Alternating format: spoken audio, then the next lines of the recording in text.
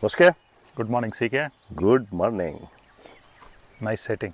Yes. What's cooking today? Your scrambler? Yes, 4,100 kilometers. Lovely. Quick review. Why not? Shoot. Performance. How did you like it? Delivering exactly what I want. Smooth engine. Excellent power delivery right through the range. Massively rideable.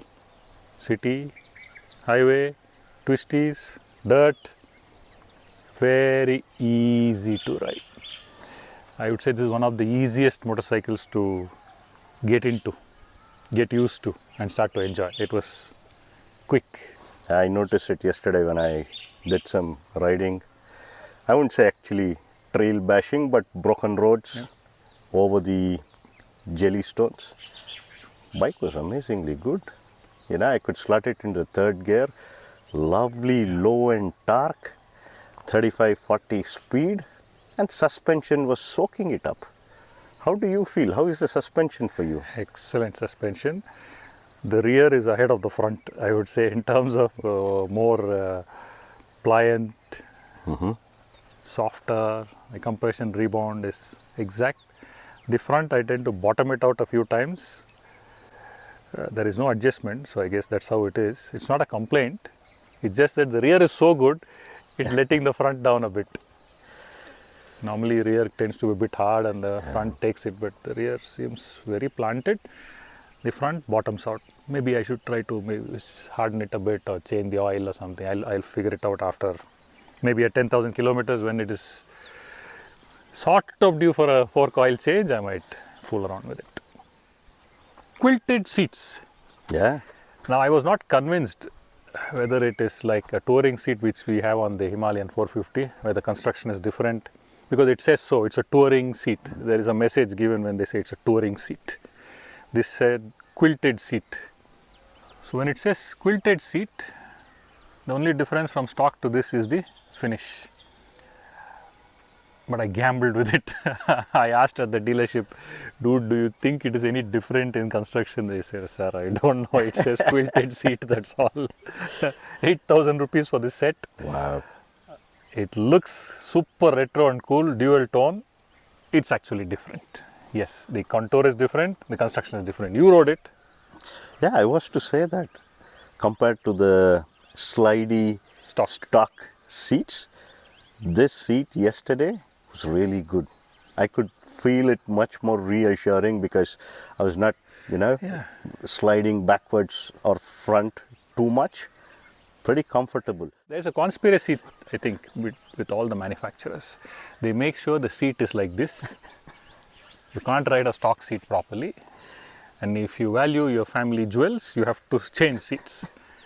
With this seat, this again, the same thing with the Himalayan 450. Yeah. The seat is flatter. I can sit further back. The stock seat, people who are probably 5'6", 5'7", up to, they sit a little forward where it is a bit flat and narrow. It's okay.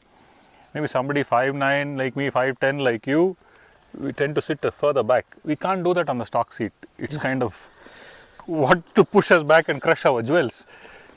This has got a longer flat area. This slope starts somewhere here, whereas the stock seat it starts to rise from here. So it is definitely a conspiracy to make us buy quilted seats and touring seats. But hey, what the hell? My jewels are very important. So True. yeah, pretty good. I like it. It works well. Overall, my expectations when I bought it, my ride experience, 9 on 10. Boske, what are the things that you don't like now that you put in some credible mileage? Yeah, 4,000, 5,000 kilometers. What are the things that you feel could have been better? Could have been better. Right now, only one, front suspension. Another 20 mm of travel. No, I'm getting greedy. Yeah, I'm getting a bit greedy. I was to say that. Yeah, I'm getting a bit greedy. Another 20 mm of travel would have made the whole thing better. It's not a complaint. You ask me what I want to make better. It's not a complaint. Headlights, Busky. What? That's a sore point. What headlight? There is no headlight on this motorcycle. You can't be there. What headlight? What is this? Because I don't ride at night, it just doesn't really come across as a massive pain point. I may not do anything about it. I just might leave it. I have no plans of using this at night. And if I do end up somewhere having to ride at night, it's okay, manageable. I don't see myself wanting to invest in aux lights on this motorcycle because I have another motorcycle. I would like more lights, yes. I already invested in lights on my Himalayan, which is what I plan to use for more do things like that. So for now, yeah. However, if this is the only motorcycle if I'm going to have, I don't have anything in the garage, this is I'm going to use it for commute and touring, yeah, I will consider putting on some Mad Dog lights. Yes, most definitely. It will help, yeah. What else can be better? You said the suspension. Front suspension, that is more of my personal want. It is not a thing. Headlight, yes, it can be better. Yeah. It can be better. It needs to be better. That stalling issue was there. Low speed stalling suddenly shuts off randomly, unable to replicate. It was happening, and Bajaj Triumph aware of it. So I had a software update. Since then, stalling issue is gone. Second is a fork oil seal. I busted an oil seal on that ride we went. It's actually, I would say I am responsible for that problem. There was a speed breaker which I did not notice. I was not paying attention. Slammed into it, I think around 80 kilometers per hour. It was a big speed breaker. And the special thing about the speed breaker was it was square. Squares? Yeah, it was not like this. I don't know who designed it. So it is like a bread loaf, a big loaf of bread. Slammed into it. I was lucky I didn't You didn't have a fall. fall. Yeah, actually, I really consider me lucky because the bike took off. I was off the seat. It was pretty bad. So if I'm going to run into something so bad, what will happen to the fork seal? So busted the left seal. So only the ECU. So technically, it's only the ECU update that you got. ECU update. Although that forks oil seal was fixed under warranty, I didn't tell them I hit a speed breaker. I just said, leaking. I said, okay, we fix it. So that was done. And there is one issue I need to get it checked. The fuel consumption reading, kilometers per liter. It is at 27 permanently. Okay. Yeah, Interesting. It's just there at 27. I haven't seen it change at all. Something I need to get checked. But if they say they have to change the dash, I don't want to lose my 4,100 kilometers. Yeah, but is that consistent across all scramblers, or is it only peculiar and unique to yours? No, I haven't Googled it and confused myself even more like many will do. It doesn't bother me. Yeah, Google gives you a lot of unwanted stories, sir. It'll give you only sad stories, sob stories, bad stories, terrible experiences. I think we should stay away from that. It is very easy. Even when we want to book a hotel where we go, a resort, we'll check the ratings, fair enough. See this overall rating and leave. Don't research. When we research, it shows the breakup. 752 5 star, 1800 4 star, 200 3 star, 51 2 star, 2 1 star. Go click that 1 star to find out what those 2 people said and say terrible experience, horrible receptionist, poor housekeeping, cold biryani, water was not flowing, my toilet was not flushing. And then you say, oh, let's not go there. What about the 2,000 people who have appreciated that place? It is not a great idea to confuse by looking for bad news, because we will find it. True. There is an old saying, no? You will find what you seek. Not in all cases. I seek some gold and some diamond. I have not found it yet. But anyway. Another story, another day. Jokes apart. Yeah, I don't know if others are having the same issue, but it doesn't matter. Okay. That's, I think. Are you sure that was the only thing? I remember one more thing. What else? The tires. Oh yeah. No, yeah, that had that, the front tire had that wobble. Yeah, that got replaced. And all. See, it's good you pointed it out. That's forgotten. I'm not carrying it as a bitter experience, I will remember it. It's gone. I'm happy where it is today. I'm enjoying it so much. That was part of the journey. It had an issue. It was replaced under warranty. Matter close, CK, matter close. Right now, I love this. This is a kind of bang for the buck. The money I paid, what expectations I have of it. Delivering it to the T. Thrilled. I'm a happy owner.